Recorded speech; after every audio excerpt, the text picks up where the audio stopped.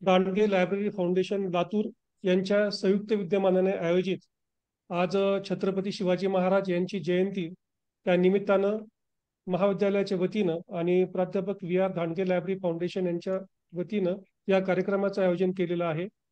आजच्या कार्यक्रमाचे अध्यक्ष महाविद्यालयाचे सन्माननीय प्राचार्य डॉक्टर गोपाळ काकडे सर, प्रमुख उपस्थितीमध्ये डॉक्टर जगदीश कुलकर्णी सर, संचालक ज्ञानस्रोत केंद्र स्वामी रामानंद तीर्थ मराठवाडा विद्यापीठ नांदेड, आणि आजच्या कार्यक्रमाचे प्रमुख व्याख्याते डॉक्टर आशुतोष सुनील पाटील सर यांचं मी मनापासून स्वागत करतो. आज 19 फेब्रुवारी 2025 छत्रपती शिवाजी महाराज यांची जयंती. छत्रपती शिवाजी महाराज संबंध भारताचंच नव्हे तर संबंध संपूर्ण जगाचं दैवत प्रकर्षानं मानलं जातं. छत्रपती शिवाजीराजांची लोककल्याणकारी आदर्श राज्यव्यवस्था, स्त्रियांसंदर्भातचा त्यांचा दृष्टिकोन, दलित शोषित वंचित यांच्या संदर्भातला त्यांचा दृष्टिकोन, आर्थिक दृष्टिकोन, गडकोट व्यवस्था, पाणी पर्यावरण व्यवस्था आजही जगातल्या सर्व राज्यकर्त्यांना आदर्श आणि प्रमाणभूत मानले जाते. याच विषयाच्या अनुषंगानं एकदम तरुण आणि संपूर्ण भारतामध्ये नानक शास्त्रामध्ये ज्यांचा हात धरला जात नाही असे डॉक्टर आशुतोष पाटील आज आपल्याला प्रमुख व्याख्याते म्हणून लाभलेले आहेत. त्यापूर्वी काल दिनांक 18 फेब्रुवारी 2025 रोजी मराठवाडा शिक्षण प्रसारक मंडळाचे माजी सरचिटणीस मान्य श्री मधुकर अण्णा मुळे यांचं काल दुःखद निधन झालं. त्याबद्दल महाविद्यालयाच्या वतीने एक भावपूर्ण श्रद्धांजली आपण या ठिकाणी अर्पण करूया आणि त्यानंतर एक मिनिट आपण शांतता धारण करून आपण यानंतर या आजच्या कार्यक्रमाला सुरुवात करूया.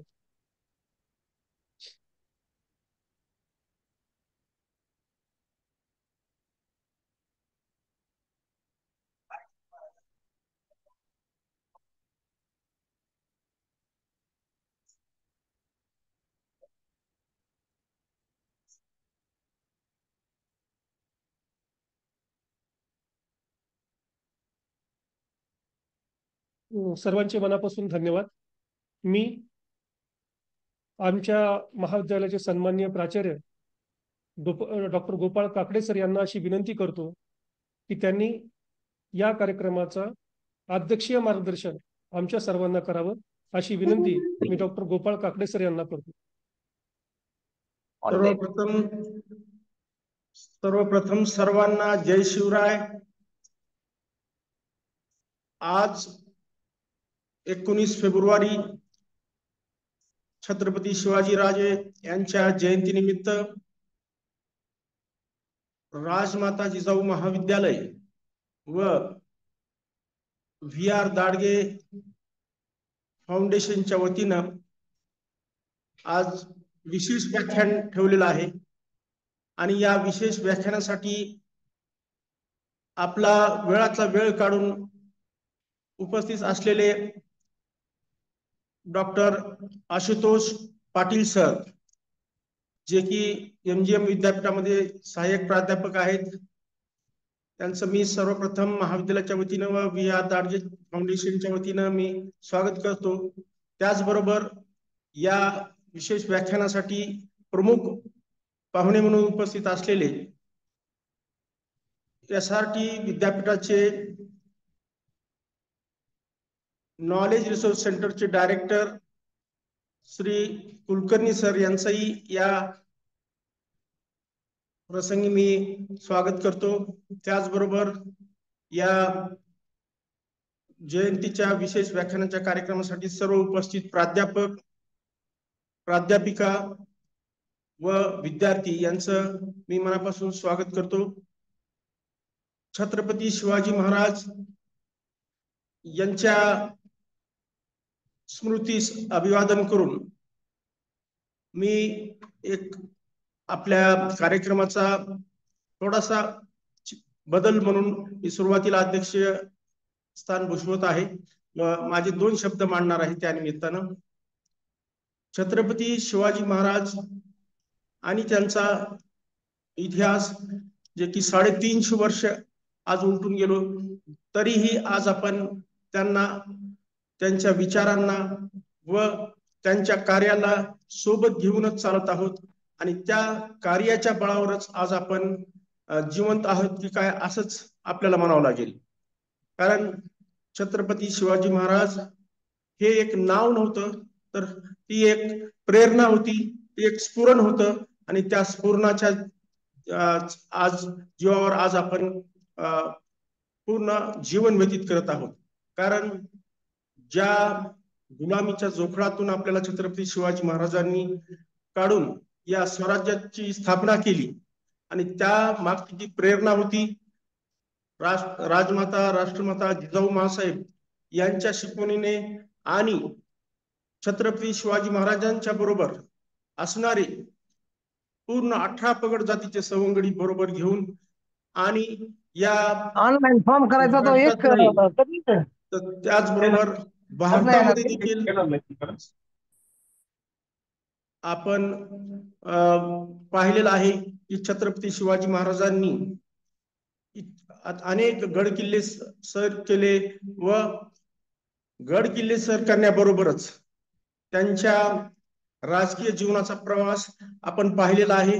बहुजनांचे ते प्रतिपालक कसे होते आणि सर्व जाती धर्म त्याचबरोबर एक मानव जात म्हणून त्यांनी सर्वच लिंग भेद असाही केलेला नाही. आपण त्यांच्या महिलांच्या बाबतीचे विचार देखील पूर्ण आपल्याला ज्ञात आहेत. या सर्व गोष्टीवर उहापोह आणि प्रकाश टाकण्यासाठी आपल्यामध्ये आशुतोष पाटील सर हे आहेत. हे तर सविस्तर सांगणारच आहे, परंतु एक या महाविद्यालयाचं प्राचार्य व विहार दाडगे फाउंडेशनच्या मेंबर म्हणून मला असं वाटतं की अशा व्याख्यानाची आणि या व्याख्यानाबरोबरच त्यामधून मिळणाऱ्या प्रेरणेची अत्यंत आणि खूप नितांत गरज आहे. कारण आजही आपण जे काही सिद्धांत आपले महामानव किंवा आपले जे प्रेरणास्थान आहेत ते आपल्याला देऊन गेलेले आहेत ते विसरत चाललो की काय असं मला वाटतं. आज आपण या कार्यक्रमानिमित्त फक्त व्याख्यानच ऐकू नये तर त्या व्याख्यानामधून आपल्याला एक अशा प्रकारची प्रेरणा घेऊन काहीतरी आपण त्यांच्या छत्रपती शिवाजी महाराजांच्या विचारांच्या आचारांच्या काहीतरी आपण देणं लागतो. या पद्धतीनं आपल्यामध्ये बदल करून घ्यावा एवढंच या निमित्तानं बोलतो व मी माझा 2 शब्द अध्यक्ष समारोप संपवतो. जय महाराष्ट्र, जय शिवराय, जय जिजाऊ. धन्यवाद सर. सन्माननीय प्राचार्य डॉक्टर गोपाळ काकडे सर यांनी आता आपल्या अध्यक्षीय मार्गदर्शनामधून छत्रपती शिवाजीराजांनी जी राज्यव्यवस्था स्थापन केली होती त्या राज्यव्यवस्थेमधून जे लोककल्याणकारी आदर्श राजा म्हणून जी ओळख राजांची आहे त्यातून आपण थोडंफार तरी आजच्या काळात आत्मसात करावं असं मार्गदर्शन आपल्याला केलं, त्याबद्दल मी त्यांचे आभार मानतो. आणि यानंतर आजच्या कार्यक्रमाचे प्रमुख अतिथी माननीय कुलकर्णी सर यांना अशी विनंती करतो की त्यांनी आम्हाला छत्रपती शिवाजी महाराज जयंतीच्या निमित्तानं मार्गदर्शन करावं. Doctor Kulkarni sir. सर्वांना नमस्कार. सर्वांना आजच्या छत्रपती शिवाजी महाराज यांच्या जयंतीच्या मनपूर्वक शुभेच्छा.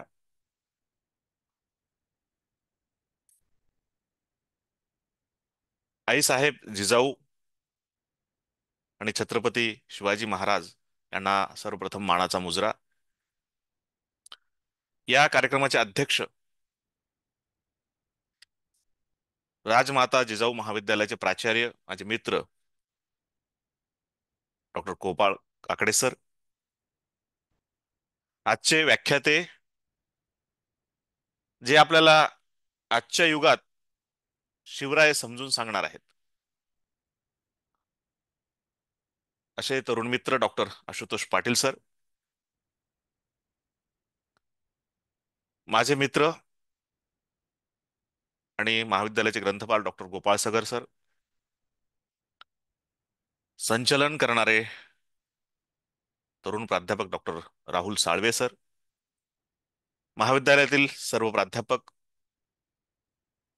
बंधू आणि भगिनी.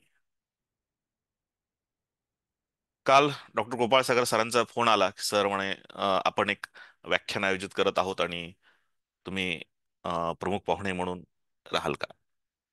निश्चितच माझ्यासाठी ती एक आनंदाची आणि अभिमानाची गोष्ट होती काल सरांचा फोन आला त्यावेळेस मी मुक्त विद्यापीठात नाशिकला होतो आणि हा सगळा प्रवास, रात्रभरचा प्रवास करून आज इथे आलोय. आणि निश्चितच एक प्रेरणादायी विचार मला ऐकायला मिळणार आहेत आज.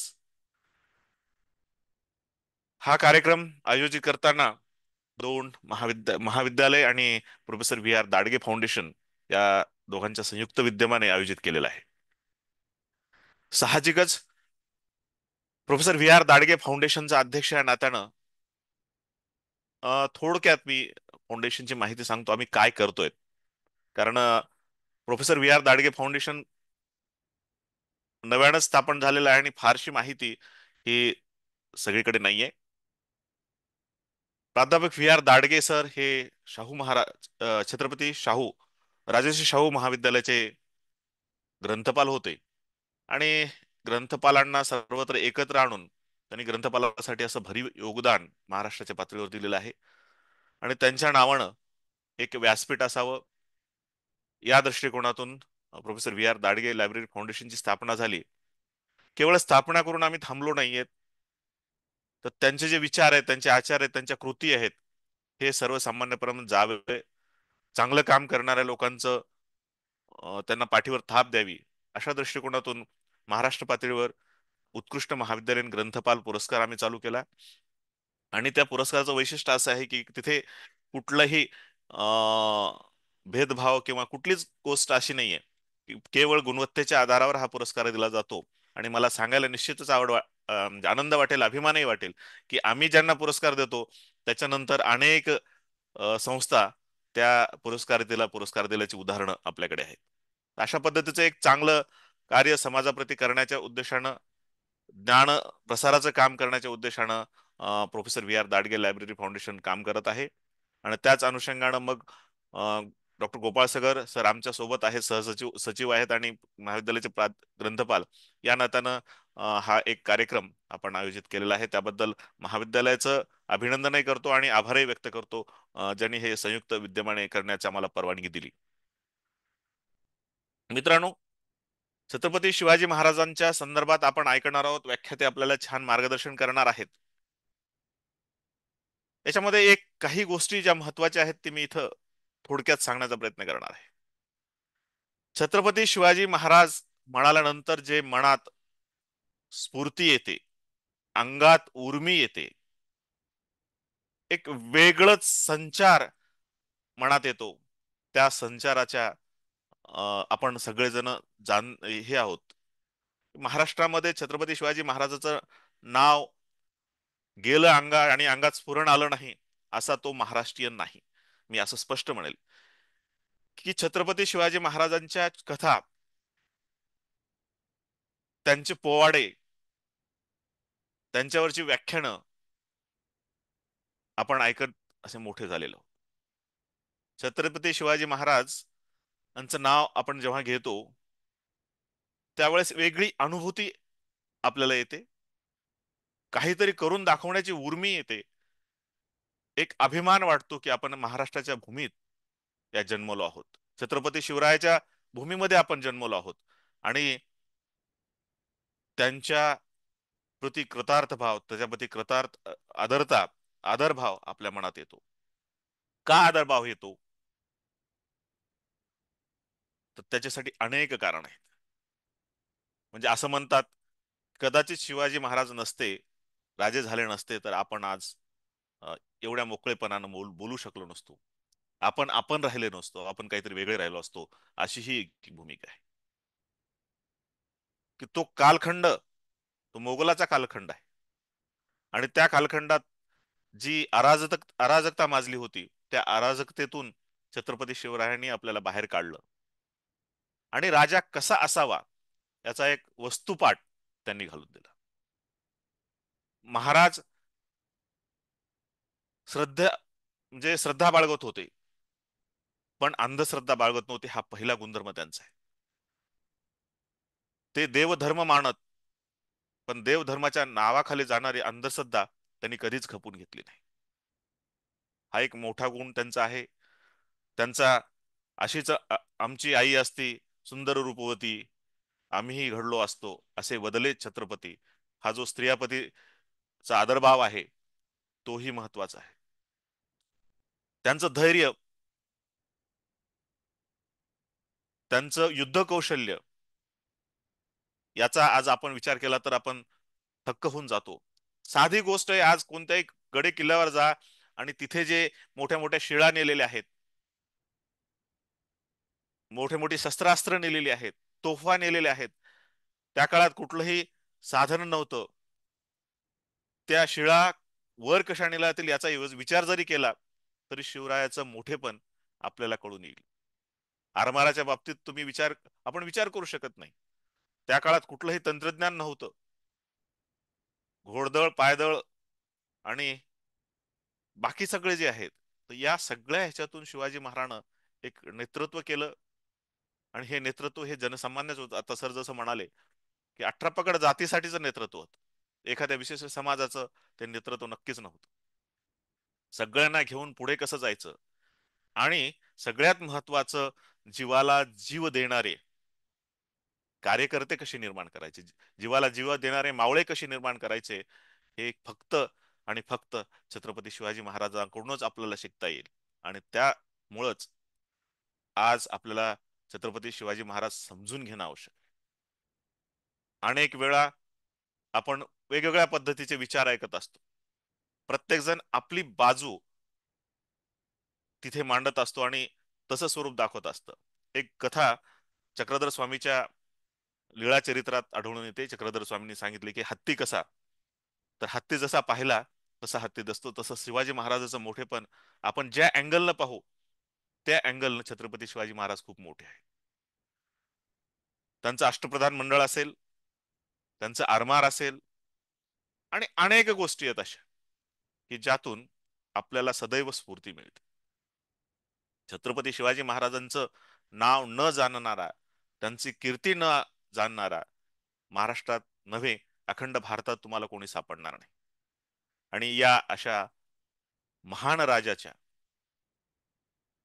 केवळ स्तवन गाऊन, केवळ पोवाडे गाऊन किंवा केवळ स्फूर्ती किंवा जय जयकार करून थांबून चालणार नाही. आपल्याला त्यांचे विचार आपल्याला आचरणात आणावे लागतील. आणि ते विचार कोणते आहेत आणि आजच्या काळात हे विचार कसे लागू पडतात या सर्व बाबीचा विचार आपण आता ऐकणार आहोत. आणि विशेषतः आता आपल्याला आशुतोष पाटील सर मार्गदर्शन करणार आहेत. त्यांच्या आणि आपल्यामध्ये फारसा मी वेळ घेणार नाही. मी शिवरायांचा आदर करणारा, शिवरायांच्या प्रती श्रद्धा असलेला एक मावळा आहे आणि म्हणूनच त्यांच्या श्रद्धेपोटी त्यांचा एकदा जय जयकार करतो. छत्रपती शिवाजी महाराज की जय. आणि मी इथे थांबतो. मला इथे बोलवलात, बोलण्याची थोडीशी संधी दिली त्याबद्दल मी संयोजकाचे आभार व्यक्त करतो आणि इथे थांबतो. जय हिंद, जय महाराष्ट्र. धन्यवाद सर. धन्यवाद सर. अतिशय समर्पक अशा भाषेमध्ये आपण छत्रपती शिवाजी महाराजांचं वैशिष्ट्य आपण आमच्या समोर मांडलं. त्याबद्दल मी महाविद्यालयाच्या वतीने आपले आभार मानतो. आणि आजच्या कार्यक्रमाचे प्रमुख वक्ते डॉक्टर आशुतोष पाटील यांचा परिचय थोडक्यात मी आपल्या समोर मांडतो. डॉक्टर आशुतोष पाटील सर सध्या डिपार्टमेंट ऑफ आर्किओलॉजी म्हणजे पुरातत्वशास्त्र विभाग MGM इथे सहाय्यक प्राध्यापक म्हणून कार्यरत आहेत. याशिवाय राष्ट्रीय मुद्रा परिषद याचे ते सहसचिव सुद्धा आहेत. त्यांची एकूण 5 पुस्तकं आतापर्यंत प्रकाशित झाली. त्यापैकी पहिलं पुस्तक पश्चिमी क्षत्रपाची नाणी, दुसरं स्वराज्याचे चलन, तिसरं नाणी संग्रह आणि संग्राहक, आणि चौथं छत्रपती शिवाजी महाराज यांच्या नाण्यांच्या संदर्भात त्यांचे पुस्तक प्रकाशित झालेले आहेत. त्यांचं वैशिष्ट्य म्हणजे संबंध भारतामध्ये जिथं म्युझियम उभं करायचं असेल, जिथं नाणेशास्त्राच्या संदर्भात कोणाला माहिती मिळत नसेल, अशा ठिकाणी ताबडतोब डॉक्टर आशुतोष पाटील सर यांना बोलावून त्या नाणेशास्त्राच्या संदर्भातला इतिहास पूर्णपणे जाणून घेतला जातो. MGMचं पुरातत्वशास्त्र विभाग उभं करण्यामध्ये त्यांचा फार मोठा हातखंडा आहे. आणि एवढंच नव्हे तर त्यांच्या स्वतःकडं कमीत कमी 7 ते 8,000 नाणी त्यांच्या वैयक्तिक कलेक्शनमध्ये. जुनी पुस्तकं आहेत, जुनी शस्त्र आहेत, जुनं हँडरायटिंग असलेली साधनं आहेत. याशिवाय त्या काळची जी विंटेज वाहने आपण ज्यांना म्हणतो, कार, दुचाकी असेल, हे सर्व त्यांच्या संग्रहामध्ये आहे. आणि हा त्यांचा संग्रह बघण्यासाठी देश विदेशातून सुद्धा लोक त्यांच्याकडे येत असतात. अगदी तरुण वयात, कमी वयात त्यांनी हे खूप मोठे अचिव्हमेंट प्राप्त केलेलं आहे. त्यांना बेस्ट यंग न्यूमिस्मेटिक अवॉर्ड सुद्धा मिळालेला आहे. मुद्रा मित्र रिसर्च पुरस्कार सुद्धा मिळाला आहे. ग्रेट वर्क इन न्यूमिस्मेटिक्स मध्ये त्यांना पुरस्कार मिळालेला आहे. सह्याद्री गौरव पुरस्कार मिळालेला आहे. आणि भारताच्या सगळ्या टीव्ही चॅनलमधून नाणेशास्त्रावरती त्यांच्या मुलाखती प्रकाशित झालेल्या आहेत. आणि एवढंच नव्हे तर सध्याच्या काळात साताऱ्यामध्ये जे छत्रपती शिवाजी महाराज वस्तू संग्रहालय जे आहे, त्या ठिकाणी त्यांच्या मदतीनं नाणकशास्त्राच्या संदर्भात ते वस्तू संग्रहालय उभारण्याचं काम हे सुद्धा सध्याच्या काळात प्रगतीपथावर चालू आहे. आणि एवढंच नव्हे तर सबंध भारतामध्ये जेवढे किल्ले आहेत, त्या किल्ल्याला जाणाऱ्या जुन्या वाटा ज्या होत्या, त्या जुन्या वाटा स्वतः पायी फिरून त्या वाटा किती खडतर होत्या, त्या वाटांचे गुप्त मार्ग कसे होते, हे आजच्या काळापर्यंत पोहोचविण्याचं काम अगदी या तरुण संशोधक प्राध्यापकांनी अगदी तन मनानं पार पाडलेलं आहे.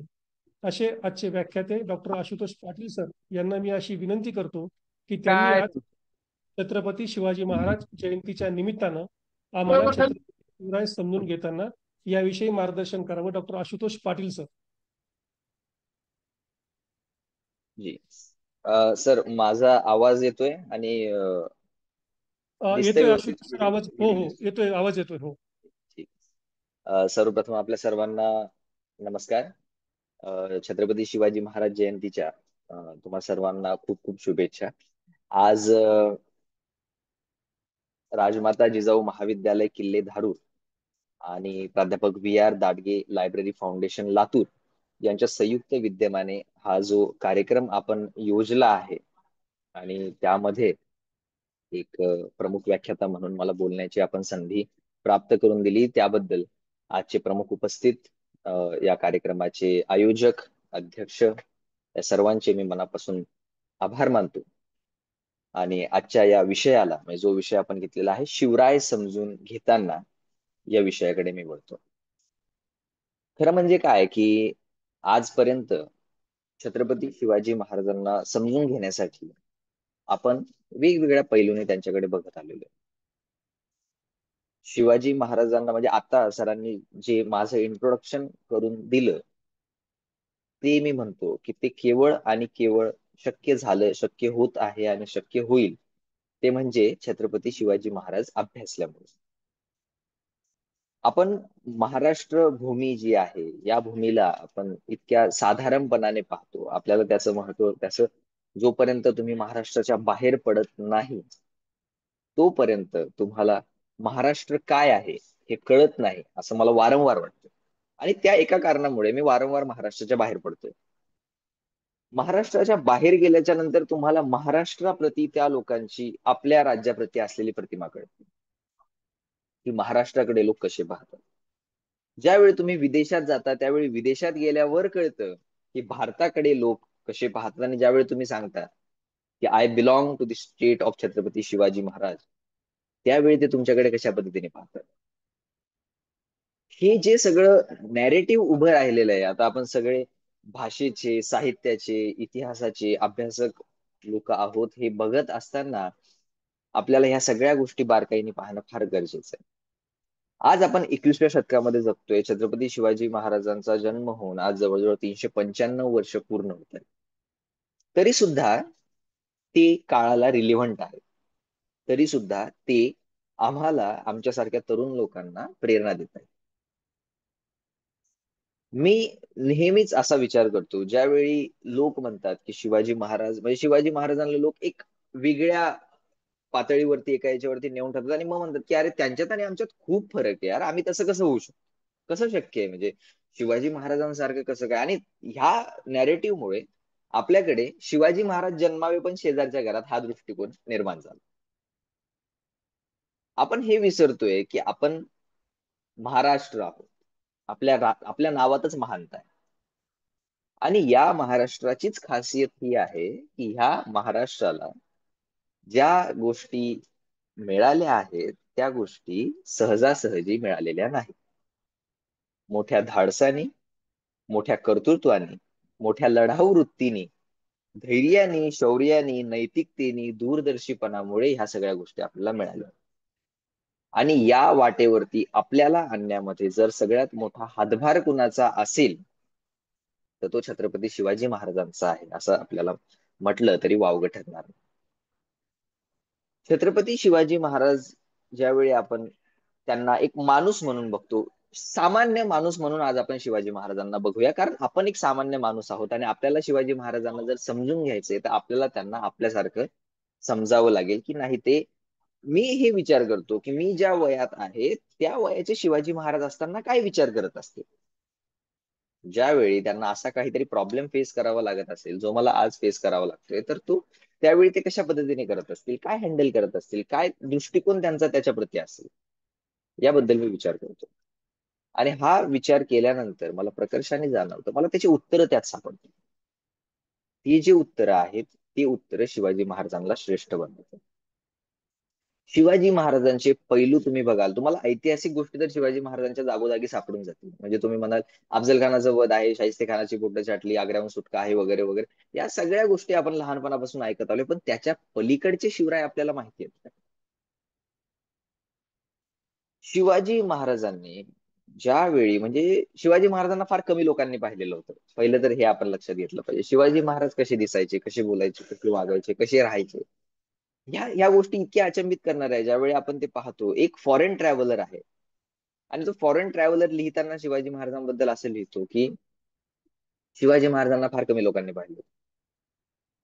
शिवाजी महाराज सामान्य लोकांमध्ये जायचे, जसंही त्यांना वेळ मिळायचा ते सामान्य लोकांमध्ये जायचे, सामान्य लोकांमध्ये मिसळायचे आणि त्यांना विचारायचे की अरे तुमचा राजा कसा आहे, तुमचे शिवाजी महाराज जे आहेत ते कसे आहेत, तुम्हाला ते आवडतात का, ते न्याय न्याय करतात का सगळ्यांबरोबर, त्यांच्याकडून ते जाणून घ्यायचे सामान्य लोकांकडून. आणि तेव्हा ते जाणून घेतल्यानंतर ते नोट करून घ्यायचे की आपल्याला या गोष्टी सुधारल्या पाहिजे आणि ते येऊन ते इम्प्लिमेंट करायचे. ज्यावेळी आपण एक राजा असं करताना पाहतो त्यावेळी त्याचं राज्य हे श्रेष्ठ होणं अपेक्षित आहे आणि त्याचं राज्य श्रेष्ठ हे होणारच आहे. चांगला राजा होण्यासाठी, एक श्रेष्ठ राज्यकर्ता होण्यासाठी, आणि केवळ तो राज्यकर्ता म्हणजे सत्तेसाठीचा राजा नसावा, तो लोकांसाठीचा राजा असावा, असं जर तुम्हाला व्हायचं आहे तर तुम्हाला सर्वप्रथम तुमचे शत्रू ओळखले पाहिजे की आपले शत्रू कोण आहेत. ज्यावेळी तुम्ही शत्रूंना ओळखता त्यावेळी तुम्ही अधिक तुमचं धैर्य बाळगून अधिक सावधतेने तुम्ही पावलं टाकता. नेहमी असं म्हणतात की मराठे युद्धात जिंकतात आणि तहात हारतात, आणि ती गोष्ट खरी आहे. तहात काय हारतात, कारण आपण शत्रूला ओळखायला चुकतो. महाराष्ट्राच्या बाबतीमध्ये ही एक गोष्ट नेहमीच खरी राहिलेली आहे की महाराष्ट्र हा धैर्यवान आहे, कर्तृत्ववान आहे, दूरदृष्टीचा आहे, उत्तम प्रशासन आहे, सगळ्या गोष्टी आहेत, पण महाराष्ट्र हा शत्रू ओळखायला चुकतो. महाराष्ट्र युद्धात जिंकतो पण तहात मात्र हरतो. शत्रू ओळखणं महाराष्ट्राला जमलं नाही, पण शिवाजी महाराजांना मात्र ते जमलं. एक छोटस उदाहरण सांगतो की शिवाजी महाराज शत्रू ओळखून होते, शत्रूंना मर्यादेत ठेवत होते. शत्रू मर्यादेच्या बाहेर गेला तर त्याच्यावरती ते हल्ला करायचे, त्याच्या व्यतिरिक्त नाही. एकदा असंच झालं, छत्रपती शिवाजी महाराज एका एकदा एक जण त्यांना भेटायला आले, फॉरेन ट्रॅव्हलर त्यांना भेटायला आले आणि त्यांनी विचारलं की मी ज्यावेळी डच लोकांकडे गेलो त्यावेळी मी डचांना म्हटलो की अरे तुमचं आणि शिवाजी महाराजांचं राज्य तर एकदम लागून लागून एकमेकांना, तुम्हाला तर ते इझिली मारू शकतात. त्यावर त्यांनी उत्तर दिलं नाही आणि तोच प्रश्न येऊन त्यांनी शिवाजी महाराजांना विचारला की तुम्ही असं का करत नाही. त्यावेळी शिवाजी महाराजांनी त्यावर उत्तर दिलं, हे बघा, ज्या दिवशी ते माझ्या हद्दीत येतील त्या दिवशी मी त्यांना सोडणार नाही. जोपर्यंत ते माझ्या हद्दीत नाहीत तोपर्यंत मला त्यांचा त्रास नाही, त्यांना माझा त्रास नाही, पण त्यांनी मर्यादेत राहावं, मी त्यांना मर्यादेत राहू देतोय. शिवाजी महाराजांनी प्रत्येकाला, डच असतील, पोर्तुगीज असतील, इंग्रज असतील, फ्रेंच असतील, मुघल असतील, इतकं आदवीत ठेवलं होतं. नेहमी त्यांनी एक सांगितलं होतं की तुम्ही डच पोर्तुगीजांनी यांना तर क्लिअरली सांगितलं होतं की तुम्ही व्यापारी आहात, व्यापार करा, राज्यकर्ते होण्याचं स्वप्न पाहू नका. आणि इंग्रज तिथं चुकले. इंग्रज, डच, पोर्तुगीज, फ्रेंचांनी सुरुवातीला ते 1610 पासून पुढे ज्यावेळी ते एक व्यापारी म्हणून ते आत तर आले, पण नंतर त्यांचा जो जागा मिळवण्याचा, जो सत्ता मिळवण्याचा जो त्यांच्या मधला एक जो दृष्टिकोन होता किंवा जी त्यांची एक हाव होती सत्ता मिळवण्याची, वारंवार शिवाजी महाराजांनी समजावून सांगितलं होतं की हे बघा, तुम्ही व्यापारी आहात, व्यापार करा, सत्ता गाजवण्याचं स्वप्न बघू नका. पण ते तिथं चुकले. त्यांनी जागा मिळवण्याचा प्रयत्न केला आणि तेव्हा शिवाजी महाराजांकडून त्यांना मार खावा लागला. तोपर्यंत शिवाजी महाराजांनी त्यांना काही मार दिला नव्हता. शिवाजी महाराज एक उत्तम व्यापारी होते. शिवाजी महाराजांसारखा उत्तम व्यापार मी आजपर्यंत कुणाला करताना पाहिला नाही. शिवाजी महाराज इंग्रजांशी गोडीने वागायचे. का गोडीने वागायचे? कारण ज्या ओरिजिनल मेटलच्या किंवा ज्या प्युअर मेटलच्या ज्या तोफा होत्या त्या इंग्रजांना बनवता यायच्या. त्या आपल्याकडे तेवढ्या चांगल्या बनत नव्हत्या. शिवाजी महाराज त्यांच्या राज्यात जो सामान बनत होता तो सामान इंग्रजांना द्यायचे आणि त्याच्या बदल्यात ते तोफा घ्यायचे. त्यांना माहित होतं इंग्रजांशी जर आपण वाईट केलं तर आपला तोफांचा सोर्स बंद होईल. आपल्याला सोर्सही बंद करायचा नाही, पण त्यांना आदवीतही ठेवायचंय हेही शिवाजी महाराजांना माहिती. किती छोटी गोष्ट आहे पण किती दूरदृष्टीची आहे. यालाच जोडून दूरदृष्टीचं एक उदाहरण द्यायचं जर झालं तर छत्रपती शिवाजी महाराजांचा ज्यावेळी राज्याभिषेक होता त्यावेळी राज्याभिषेकाच्या वेळी हेनरी ऑक्झिंडन नावाचा इंग्रज अधिकारी महाराजांकडे आला होता. तो एक 20 कलम घेऊन आला होता. 20 मागण्या त्याच्या होत्या. ते मागण्या तो घेऊन आला आणि मागण्या घेऊन येऊन त्याने शिवाजी महाराजांपुढे ठेवल्या. आता त्यावेळी त्याला काय वाटलं की राज्याभिषेक आहे, गडबड आहे, शिवाजी महाराज परवानगी देऊन टाकतील. शिवाजी महाराजांनी त्यावेळी एवढ्या गडबडीतही त्या वाचल्या आणि त्यातली एक मागणी त्यांनी नाकारली, जी की 19वी मागणी.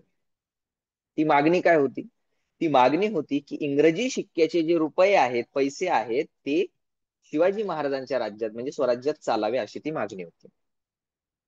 शिवाजी महाराजांनी त्यातला एक खोचक गोष्ट ओळखली. त्यांनी हे ओळखलं की एखाद्या राज्याची सामान्य माणसाच्या हातात जाते ती गोष्ट कुठली असते? त्यांचं चलन असतं. आणि जर का आपण आपलं चलन बंद करून किंवा आपलं चलन न राहता जर आपल्या राज्यात इंग्रजांचं चलन चाललं तर लोकांना आपसुक असं वाटू शकतं की इंग्रज हे राजे आहेत. त्यावेळी शिवाजी महाराजांनी ती स्पष्टपणे नाकारली आणि त्यांना सांगितलं की तुमचे पैसे आमच्या राज्यात चालणार नाही, आम्ही आमचं स्वतंत्र चलन काढणार आहोत. आणि त्यावेळी शिवाजी महाराजांनी आपलं चलन सुरू केलं, ते म्हणजे त्यांच्या राज्याभिषेकापासून. तुम्ही विचार करा की किती छोटी गोष्ट आहे पण किती दूरचा दृष्टिकोन त्यांनी लक्षात ठेवला त्याच्यामध्ये, की कशा पद्धतीने एक सुरू झालेलं चलन हे आपल्याला इतक्या मोठ्या पद्धतीने हानी ठरवू शकतं किंवा हानी पोहोचवू शकतं. दुसरा शिवाजी महाराजांकडून घेण्याचा दृष्टिकोन म्हणजे की संकटांची पर्वा न करता संयम ठेवता आला पाहिजे. संयम हे एकमात्र उत्तर संकटावरती आहे असं मला आजपर्यंतच्या अभ्यासातून लक्षात आलं, जे की शिवाजी महाराजांनी त्यांच्या संपूर्ण आयुष्यामध्ये अंगीकारले. अफजल खान हे प्रकरण आपल्या सगळ्यांना माहिती आहे, ते काय फारसं डिटेलमध्ये जाण्याचं कारण नाही. पण तुम्ही विचार करा, तिथे एक संयमाची एक छोटीशी गोष्ट फक्त तुम्हाला सांगतो. ज्यावेळी शिवाजी महाराज प्रतापगडाच्या पायथ्याशी म्हणजे प्रतापगडावरून खाली उतरत होते, अफजल खान बाहेर आला, शामियान्याच्या बाहेर येऊन तो उभा होता. उभा राहिल्याच्या नंतर शिवाजी महाराजांनी त्याचे अंगरखा पाहिले. त्याच्या अंगरख्यावरती कुठल्याही प्रकारची आढी नव्हती. तो अंगरखा सरळ होता. त्याच वेळी शिवाजी महाराजांच्या हे लक्षात आलं होतं की त्यांनी ह्या अंगरख्याच्या आतमध्ये त्याचं जे आतमधलं आपण त्याला म्हणतो की जे त्याचं त्यांनी जाळ्यांचं जे आवरण घातलेलं आहे ते आहे हे त्याला तेव्हाच कळालं होतं. त्यामुळे जेव्हा त्यांनी घातलेलं नाही त्याच्या याच्यावरती सगळ्या आढ्या होत्या आणि शिवाजी महाराजांच्या हे मात्र स्ट्रेट होतं, पण हे अफजल खानाने तिथं ऑब्झर्व केलं नाही आणि इथं अफजल खान फेल ठरला. शिवाजी महाराजांनी ते व्यवस्थित पद्धतीने लक्षात ठेवलं की जर याच्या ड्रेसवरती किंवा याच्या अंगरख्यावरती जर सुरकुते आहे त्याचा अर्थ याने आतमध्ये काहीही घातलेलं नाही, आपण याच्यावरती वार करू शकतो. आता ही छोटीशी गोष्ट होती, संकट खूप मोठं होतं, पण जर तिथं तो संयम ठेवून ते ऑब्झर्व केलं नसतं तर कदाचित तिथं मात्र खूप मोठी हानी झाली असते.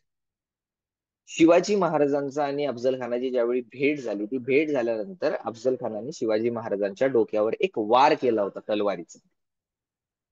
तो वार इतका जोरदार होता की त्यावेळी शिवाजी महाराजांच्या डोक्याच्या इथून रक्त आलं होतं, असा उल्लेख आपल्याला बखरींमध्ये आणि बाकी कागदपत्रांमध्ये सापडतो. शिवाजी महाराजांनी त्यावेळी जर जिरेटोप घातला नसता, त्यावेळी ही खूप मोठी हानी आपल्याला तिथे सहन करावी लागली असती.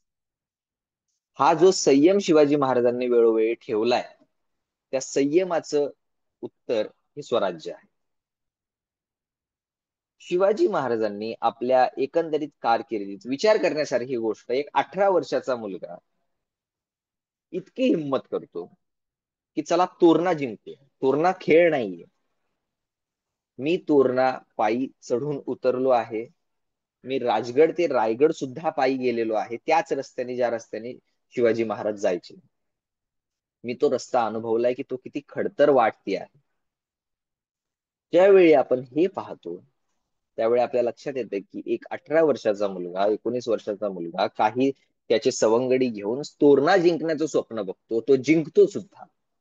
आणि कशाच्या जोरावर? स्वप्नाच्या जोरावर. स्वप्न पाहिलं आणि पूर्ण करण्याची हिंमत ठेवली. आणि हे जे सगळं झालं, हे झालं हिमतीच्या जोरावरती. शिवाजी महाराजांना विरोधक नव्हते का? जागोजागी विरोधक होते. म्हणजे फक्त मुघल, इंग्रज, डच, पोर्तुगीज, फ्रेंचच्या शिवाजी महाराजांचे विरोधक होते असं नाही, तर आपले सुद्धा विरोधक होते. जावळीचे मोरे हे किती मोठे विरोधक होते शिवाजी महाराजांचे. पण त्यांनी सुद्धा, शिवाजी महाराजांनी त्यांना सुद्धा जागा दाखवलीच. कारण वेळोवेळी त्यांना उत्तर देणं हे गरजेचं होतं. आणि हे जे सगळं यशस्वी झालं, हे झालं त्या संयमाच्या जोरावर, दूरदृष्टीच्या जोरावर आणि त्यांनी ठेवलेल्या हिमतीच्या जोरावर. आजही आमच्यासारखा तरुण वर्ग जो ह्या सगळ्या गोष्टी करण्याची हिंमत ठेवतो, ही केवळ आणि केवळ ही हिंमत समोर पाहूनच ठेवतो की शिवाजी महाराज त्या काळात हे करू शकतात, तर आपण का करू शकत नाही? आपणही काहीतरी नक्कीच मोठं करू शकतो. स्वतः मधली ताकद ओळखता आली पाहिजे. हा एक महत्वाचा पॉइंट आहे. आपल्याला काय होतं की आपल्याला ताकदच नाही, तर आपल्याला आपल्या लिमिटेशन सुद्धा ओळखता आल्या पाहिजे असं मला वाटतं. इथपर्यंत जावं, याच्या पुढे जाऊ नये हे माहिती पाहिजे. जर तुम्हाला माहिती की याच्या पुढे जाता येणार नाही आणि तरी तुम्हाला जायचं, तर तुम्ही मूर्ख आहात.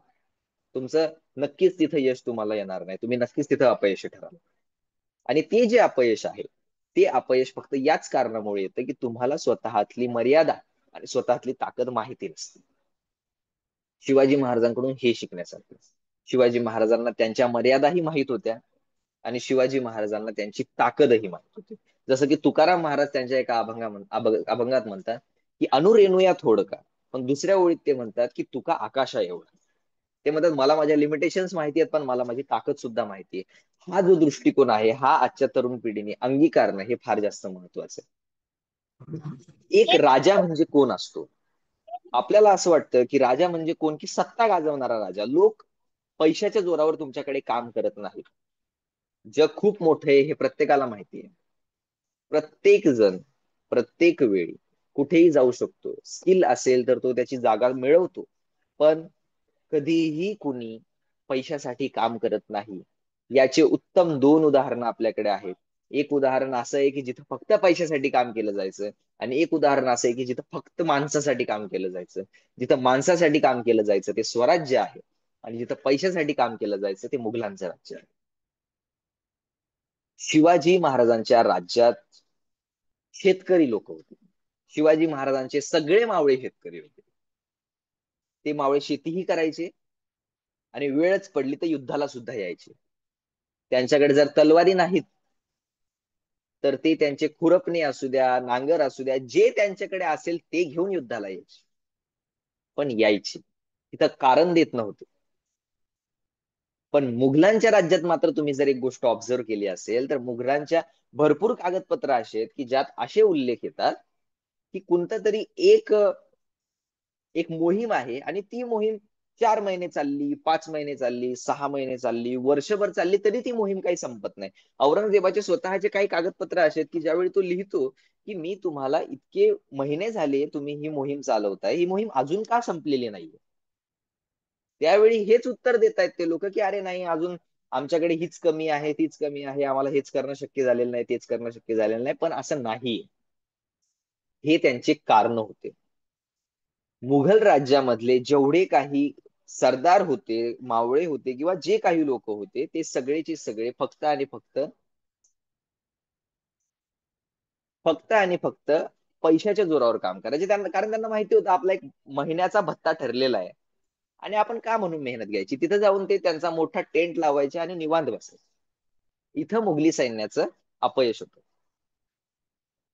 पण दुसऱ्या बाजूला तुम्ही शिवाजी महाराजांचं राज्य जर पाहिलं तर तिथं मात्र तुम्हाला कधीही त्या मावळ्यांना जर बोलवलं ते 100% हजर होते की मी येणार, आम्ही लढणार आणि आम्ही जिंकणार. तुम्ही अनेक आपल्याकडे उदाहरणं अशी आहेत की ज्यात आपल्याला लक्षात येतं की तुम्ही म्हणजे शिवाजी महाराज म्हणतात तुम्ही 500 घेऊन जा, ते म्हणतात नाही नाही आम्हाला 60च पुरेसे, आम्ही 60च्या जोरावरती लढतो आणि जिंकतो. ही हिंमत मुघल राज्यात का नाही? औरंगजेब हे का करू शकला नाही?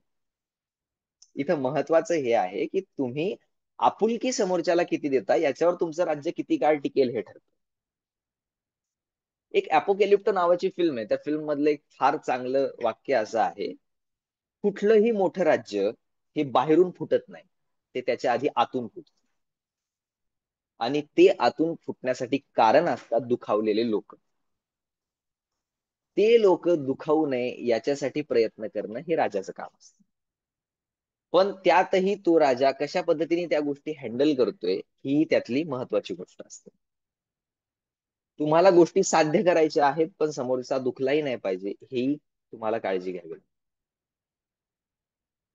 जर कुणी चांगलं काम करतंय तर त्याला तुम्ही शाबासकी सुद्धा तुम्हाला देता आली पाहिजे. शिवाजी महाराज भरपूर वेळा जर काही त्यांचं कुणी जर काही चांगलं काम करतंय त्याच्या स्वतःच्या हातातलं कड काढून सुद्धा त्यांनी त्यांच्या हातामध्ये घातलेलं. का केलं शिवाजी महाराजांनी असं? त्याचं कारण हे आहे की जेव्हा तुम्ही समोरच्याला प्रोत्साहन देता, जेव्हा तुम्ही समोरच्याला बढावा देता, तेव्हा तो आणखी जोमाने काम करायला सुरुवात करतो. जबाबदारी स्वीकारता आली पाहिजे जी शिवाजी महाराजांना स्वीकारता आली. बाकी राज्य मागे का ठरतात? कारण ते जबाबदारीच्या वेळी पळून जातात. जबाबदारी स्वीकारण्याचं काम जे करतात ते शिवाजी महाराज करतात. जबाबदारी स्वीकारता आली पाहिजे. राज्यावर आलेलं संकट हे लोकांवर नाही तर माझ्यावर आहे ही भावना ज्या राजाच्या मनामध्ये असते तो राजा कधीही अयशस्वी होत नाही. ती जबाबदारी ओळखता आली पाहिजे. मुघलांवर आलेलं संकट मुघलांनी नेहमी कसं डावललंय की जाऊ द्या कोण मरणार आहे, मेला तर लोक मरतील आपल्याला काय. पण शिवाजी महाराजांनी मात्र कधी असं केलं नाही. त्यांनी नेहमी म्हटलं की जे संकट आहे ते माझ्यावरती आहे, ते जरी लोकांवरती असलं तरी ते माझ्यावरती आधी आहे नंतर लोकांवरती. मी आधी मरेन नंतर बाकीचे मरतील. हा जो शिवाजी महाराजांचा दृष्टिकोन आहे तो दृष्टिकोन आपल्याला बाकी राज्यामध्ये दिसत नाही. अचूक वेळ आल्यानंतर तुम्हाला खंबीर राहता आलं पाहिजे. हे शिवाजी महाराजांकडून शिकण्याचं एक महत्व असेल. तुम्ही विचार करा 2.5 वर्षाचे संभाजी महाराज आहेत, सईबाई मोठ्या आजाराने ग्रस्त आहेत आणि तुमच्यावरती एका बाजूने अफजल खान येतोय, दुसऱ्या बाजूने शाहिस्ता खान येतोय. आपल्यावर जरी ही परिस्थिती आली तरी आपण डील नाही करू शकत. त्यांनी त्या काळामध्ये ती परिस्थिती डील सुद्धा केली आणि यशस्वीपणे दोन्ही परिस्थितींवर मात सुद्धा केलेली. ह्या ज्या गोष्टी आहेत ह्या शिवाजी महाराजांकडून खूप अभ्यासण्यासारख्या आहेत, शिकण्यासारख्या आहेत. शिवाजी महाराजांकडून जेवढ्या तुम्ही गोष्टी पाहाल तेवढ्या कमीच आहेत. तरुण म्हणून या काही गोष्टी आहेत ज्या मी शिवाजी महाराजांकडे बघून रोज अंगीकारण्याचा प्रयत्न करतो, शिकण्याचा प्रयत्न करतो आणि प्रयत्न करतो की आपल्याकडूनही अधिक अधिक चांगल्या पद्धतीच्या गोष्टी व्हाव्या. शिवाजी महाराजांनी नेहमी चांगल्याची आस धरली, नेहमी चांगल्या गोष्टी पाहण्याचा प्रयत्न केला. कितीही वाईट असेल तर त्यात आपण चांगलं काहीतरी शोधण्याचा प्रयत्न केला. पैशाच्या जोरावर गोष्टी होत नाहीत हे शिवाजी महाराजांनी साध्य करून दाखवलं. किती तो त्यांच्यातला म्हणजे एका बाजूला तुमचे आदिलशाही सगळे शिवाजी महाराजांना शहाजी राजांना म्हणतायत की अहो तुमच्या लेकराला आवरा, तो काय करतोय हे सगळे, आणि शहाजी राजे हसत म्हणतात की तो काय माझा ऐकत नाही, तुम्हाला काय करता येत असेल ते करा. ही हिंमत जी शिवाजी महाराजांनी आणि शहाजी महाराजांनी दाखवली आणि जिजाऊंनी दाखवलेली पाठीमागे खंबीरपणे उभं राहून मार्गदर्शन करून, ही मला नक्कीच असं वाटतं की ज्यावेळी औरंगजेबाला हे सगळं कळालं असेल त्यावेळी औरंगजेबाला नक्कीच खंत वाटली असेल की आपल्याला शहाजीराजांसारखे वडील का नाही मिळाले. आपल्या जिजाऊंसारखी आई का नाही मिळाली, की जे आपल्याला नेहमी मार्गदर्शन करतील आणि मार्गदर्शक करतील. अशा पद्धतीचा दूरदृष्टिकोन ठेवून शिवाजी महाराजांनी हे स्वराज्य उभं केलं, रयतेचं राज्य उभं केलं, 18 पगड जातींचं राज्य उभं केलं. आणि मला वाटतं की अजून तर 400च वर्ष झालेत, अजून कित्येक शतक, हजारो वर्ष आपल्याला हे सगळं प्रेरणादायी राहणार आहे आणि यापुढेही ते आपल्याला प्रेरणा देत राहील. बोलण्यासारख्या अनेक गोष्टी आहेत, वेळेची मर्यादा आहे, त्यामुळे आपण इथं मला वाटतं थांबूया. तुम्ही मला बोलण्यासाठी आमंत्रण दिलं, त्याबद्दल मी सगळ्यांचे आभार मानतो. आणि पुन्हा एकदा तुम्हा सर्वांना शिवजयंतीच्या खूप खूप शुभेच्छा. धन्यवाद.